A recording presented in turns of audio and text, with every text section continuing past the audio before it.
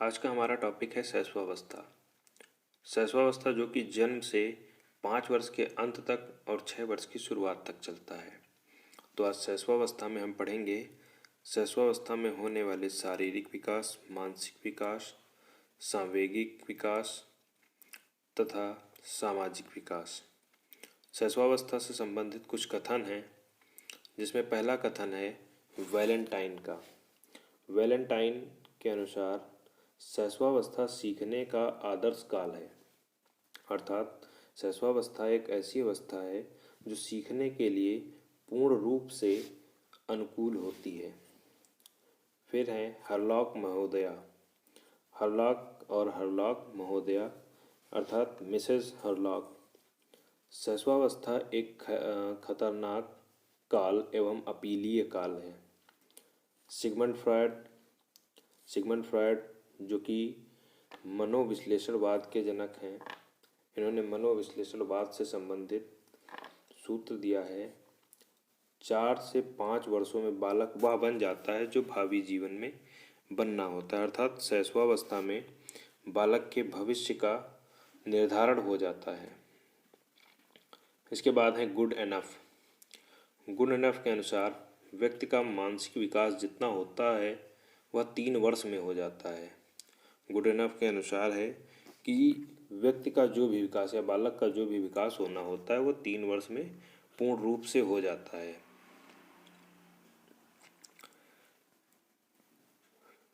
फिर है इनके उपनाम क्या क्या हैं? अतार्किक चिंतन की अवस्था,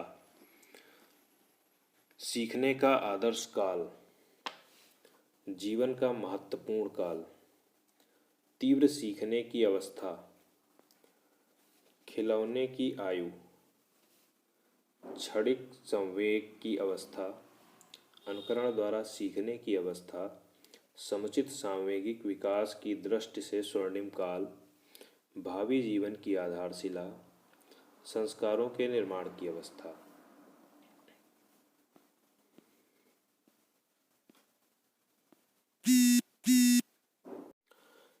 शैशवावस्था को अतार्किक चिंतन की अवस्था इसलिए कहा गया है क्योंकि इसमें बच्चे के संवेग, जो बालक होता है उसका संवेगों पर नियंत्रण नहीं होता है और वो बिना किसी भी तर्क के आधार पर विभिन्न प्रकार के चिंतन करता है। सीखने का आदर्श काल कहा गया है क्योंकि सीखने के लिए सबसे अनुकूलतम अवस्था होती है। तीव्र सीखने की अवस्था, क्योंकि इस अवस्था में बच्चे अनुकरण के द्वारा सीखते हैं, इसलिए ये सीखने की तीव्र अवस्था होती है। जीवन का महत्वपूर्ण काल, खिलौने की आयु, बच्चे इस समय खिलौनों से ज़्यादा, शैशवावस्था में खिलौनों से ज़्यादा जुड़े होते हैं, इसलिए इसे खिलौनों की आयु कहा गया है। क्षणिक संवेग की अवस्था, क्षणिक संवेग की अवस्था से तात्पर्य है कि जो बालक होता है शैशवावस्था में, उसमें जो संवेग होता है वो कुछ समय के लिए ही दिखाई देता है। संवेग आता है और कुछ समय बाद विलुप्त हो जाता है। अनुकरण द्वारा सीखने की अवस्था, बच्चे जो होते हैं वो परिवार के सदस्यों को देखकर सीखते हैं। समुचित संवेगिक विकास की दृष्टि से स्वर्णिम काल, जो शैशवावस्था होती है वो संवेगों के विकास के लिए एक अनोखा समय होता है। भावी जीवन की आधारशिला, संस्कारों के निर्माण की अवस्था, संस्कारों के निर्माण की अवस्था अनुकरण द्वारा सीखने पर आधारित होती है, क्योंकि बच्चा जो समाज में देखता है या परिवार में देखता है उसी के आधार पर वह आगे कार्य करता है और उनका पालन करता है। अब है शैशवावस्था की विशेषताएं। शैशवावस्था की विशेषताएं हैं भावी जीवन को प्रभावित करती हैं। जैसा कि इसके नाम से है कि शैशवावस्था भावी जीवन से संबंधित है, तो भावी जीवन को प्रभावित करती है कि भविष्य में वो बालक क्या करेगा। इस अवस्था में शरीर और मस्तिष्क अत्यंत ग्रहणशील होता है।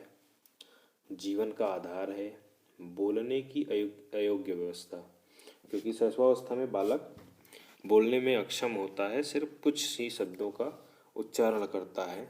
धीरे धीरे शैशवावस्था की समाप्ति तक वो बोलने में सक्षम होता है। इस अवस्था में शारीरिक और मानसिक विकास तीव्रता के साथ होता है, क्योंकि उसकी ग्रहण करने की क्षमता अधिक होती है। सीखने की दृष्टि से महत्वपूर्ण अवस्था, जिज्ञासा प्रबल होती है। शैशवावस्था में बच्चों की जो जिज्ञासा होती है वो प्रबल होती है। वो पूछता है ये क्या है, क्यों है, कैसे है।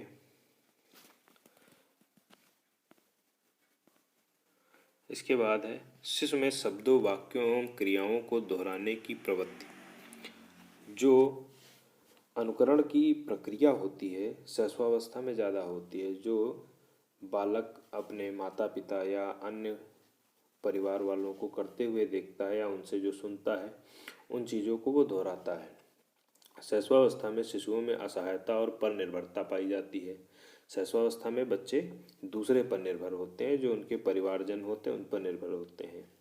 शैशवावस्था में आत्म प्रेम की भावना पाई जाती है। शैशवावस्था में व्यवहार मूल प्रवृत्तियों पर आधारित होता है। मैकडूगल ने 14 प्रकार की मूल प्रवृत्तियां बताई हैं। तो व्यवहार में मूल प्रवृत्तियां शैशवावस्था में पाई जाती हैं। जन्म के समय उत्तेजना नामक संवेग पाया जाता है। बच्चे के जन्म के समय उसमें जो संवेग पाया जाता है वो उत्तेजना होती है। अधिकांश संवेग विकसित हो जाते हैं।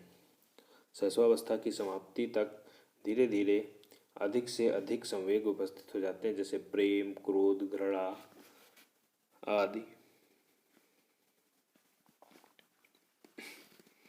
शैशवावस्था में सामाजिकता व नैतिकता का अभाव पाया जाता है। शैशवावस्था में बच्चे का ज़्यादा से ज़्यादा संबंध समाज से नहीं हो पाता, इसलिए उसमें सामाजिकता व नैतिकता का अभाव पाया जाता है। लड़के में पितृ विरोधी ग्रंथि और लड़कियों में मातृ विरोधी ग्रंथि विकसित हो जाती है। इसका मतलब है कि लड़के जो होते हैं वो माता से अधिक प्रेम करते हैं और लड़कियां जो है वो पिता से अधिक प्रेम करती हैं, उनसे ज़्यादा लगाव रखती हैं। सिगमंड फ्रायड ने कहा है कि शैशवावस्था में काम प्रवृत्ति विकसित हो जाती है। अन्य मनोवैज्ञानिकों के अनुसार ऐसा संभव नहीं है, किंतु सिगमंड फ्रायड ने कहा है कि शैशवावस्था में काम प्रवृत्ति विकसित हो जाती है।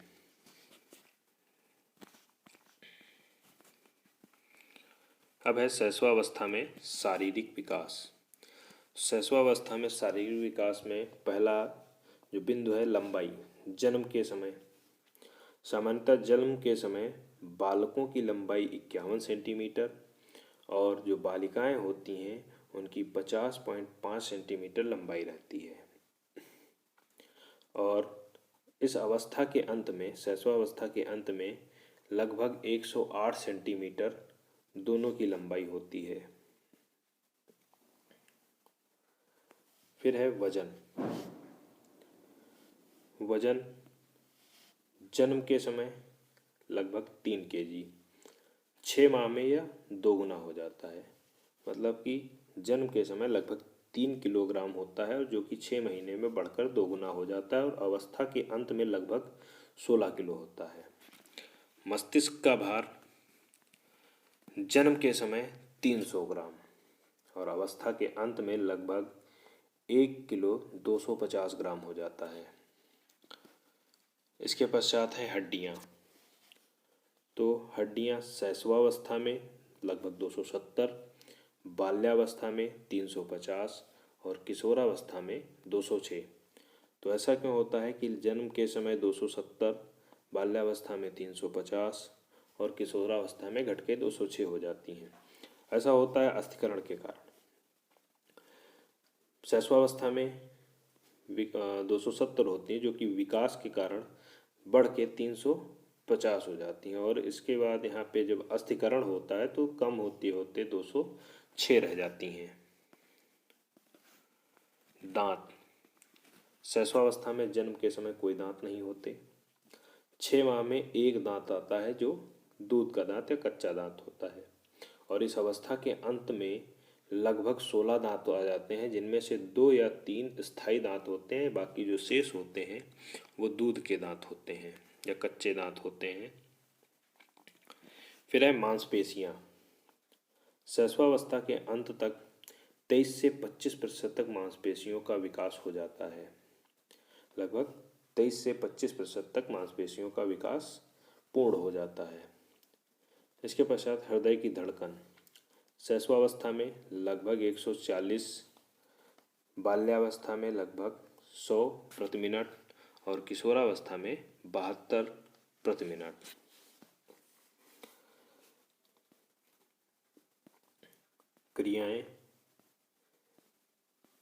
क्रियाएं हैं, शिशु 1 माह में अपना सिर ऊपर उठाने लगता है। जैसा कि बताया गया है कि विकास जो है मस्तकेघोमुखी होता है, यानी मस्तक से नीचे की ओर चलता है। तो सबसे पहले जो विकास होता है वो मस्तिष्क के आसपास यानी सिर के आसपास होता है। तो 1 माह में शिशु अपना सिर ऊपर उठाने लगता है। 4 माह में सहारे के साथ बैठने लगता है। 7 माह के बालक या शिशु बिना सहारे के बैठने लगता है।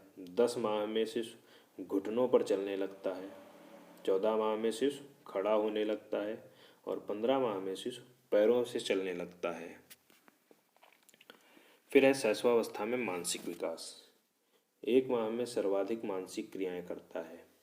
1 माह की अवस्था में वो सर्वाधिक मानसिक, जैसे भूख, प्यास, निद्रा की प्रतिक्रियाएं। 2 माह में बाल ध्वनि के प्रतिक्रिया करता है। 2 माह का जब बालक हो जाता है तो उसको जो ध्वनि सुनाई देती है उनके प्रतिक्रिया करता है, कि इधर से यहीं से उसको कोई ध्वनि सुनाई देती है उधर देखने लगता है। 4 माह में वस्तुओं को पकड़ने लगता है, अनेक प्रकार की आवाज़ें निकालता है, परिवारजनों को पहचानने लगता है, उनको देखकर मुस्कुराता है। 6 माह में सुनी हुई आवाज़ों की नकल करता है। 6 माह में जब 6 माह की अवस्था होती है तो वो जो आवाज़ें सुनता है उनकी नकल करना शुरू कर देता है। अपना नाम पहचानने लगता है। 8 माह का बालक खिलौने से खेलने लगता है तथा छीनने पर रोने लगता है, अर्थात उसमें जो है क्रोध का संवेग उत्पन्न हो चुका होता है। 3 वर्ष का बालक 5 से 7 वाक्य बोलने लगता है, गिनती बोलने लगता है, रेखाएं बनाने लगता है, अर्थात उसमें सामाजिक संवेग का विकास होने लगता है। 4 वर्ष में जिज्ञासा प्रबल होती है, चित्र बनाने लगता है, कई रेखाएं बनाता है, कई प्रकार के प्रश्न कई बार पूछता है, अर्थात तार्किकता बढ़ने लगती है। वस्तुओं को क्रम से रखता है, हल्की व भारी वस्तु में अंतर सीख जाता है। 6 वर्ष की अवस्था में 15 से 20 तक की गिनती सीख जाता है। व्याकरण की दृष्टि से शुद्ध वाक्य बोलने लगता है। इसके पश्चात है शैशवावस्था में संवेगात्मक विकास। संवेगात्मक विकास इमोशन लैटिन भाषा की इमोवेट शब्द से बना हुआ है, जिसका अर्थ होता है गति, आवेग या उत्तेजित दशा। तो उद्वर्थ ने संवेग के बारे में कहा है कि संवेग व्यक्ति की गति या आवेश में आने की स्थिति है। संवेगों की विशेषताएं क्या हैं? संवेग सार्वभौमिक होते हैं, अर्थात सर्वव्यापी हैं, हर व्यक्ति के अंदर, हर मनुष्य के अंदर पाए जाते हैं। संवेग जन्मजात होते हैं, ये अर्जित नहीं होते, जन्म से ही अंदर मनुष्य में पाए जाते हैं। संवेग उत्पन्न होने पर शरीर में परिवर्तन होता है, वह आंतरिक परिवर्तन हो सकता है, बाह्य परिवर्तन हो सकता है। संवेगों के तीव्र होने पर विचार प्रक्रिया धीमी या बंद हो जाती है। संवेग जैसे कि क्रोध आने पर व्यक्ति के सोचने समझने की क्षमता कमजोर हो जाती है, अर्थात संवेगों के तीव्र होने पर विचार प्रक्रिया धीमी या बंद हो जाती है। संवेगों की अभिव्यक्ति व्यक्तिगत होती है। संवेगों की प्रकृति अस्थायी और अल्पकालीन होती। संवेग जो होते हैं कुछ क्षणिक होते हैं, वो ज़्यादा समय तक नहीं रहते। संवेग में दुख और सुख दोनों प्राप्त होते हैं। संवेग कई प्रकार के होते हैं, जिनसे दुख भी प्राप्त होता है और सुख भी प्राप्त होता है। संवेग से संबंधित है विलियम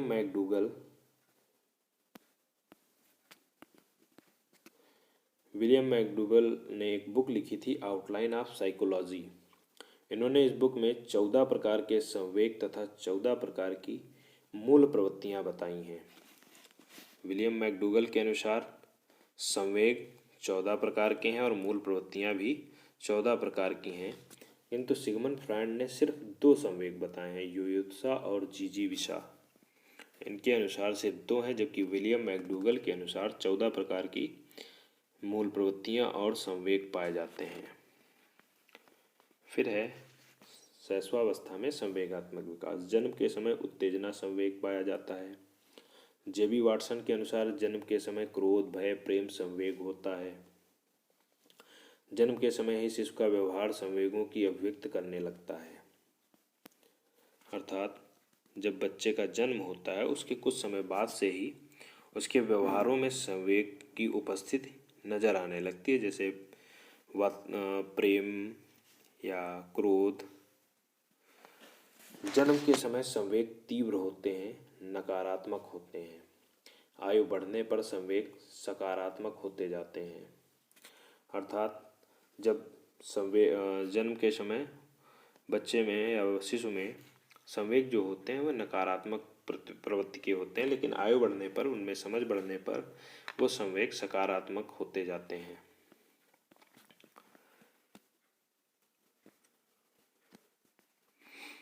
शैशवावस्था में संवेग, बाल्यावस्था में संवेग और किशोरावस्था में संयोग। इनके अनुसार शैशवावस्था में संवेग बहुत अधिक गति से कार्य करते हैं, क्योंकि इस समय इनकी बुद्धि का कार्य कम होता है। बुद्धि की जो कार्य क्षमता होती है वो कम होती है, किंतु इन संवेगों की अभिव्यक्ति तेज होती है। संवेग बाहर ज़्यादा निकलते हैं, जो बाहर ज़्यादा प्रदर्शित होते हैं, लेकिन इन पर नियंत्रण का कार्य बुद्धि करती है। बाल्यावस्था में संवेग बुद्धि का नियंत्रण होता है, लेकिन कुछ कम होता है, किशोरावस्था की अपेक्षा और शैशवावस्था की अपेक्षा ज़्यादा होता है। इसलिए संवेग प्रदर्शित होते हैं, लेकिन एक नियंत्रित मात्रा में। किशोरावस्था में बुद्धि पूर्ण रूप से नियंत्रित करती है, इसलिए संवेगों की जो प्रदर्शन है वो पूर्ण रूप से नहीं होता। फिर है शैशवावस्था में सामाजिक विकास।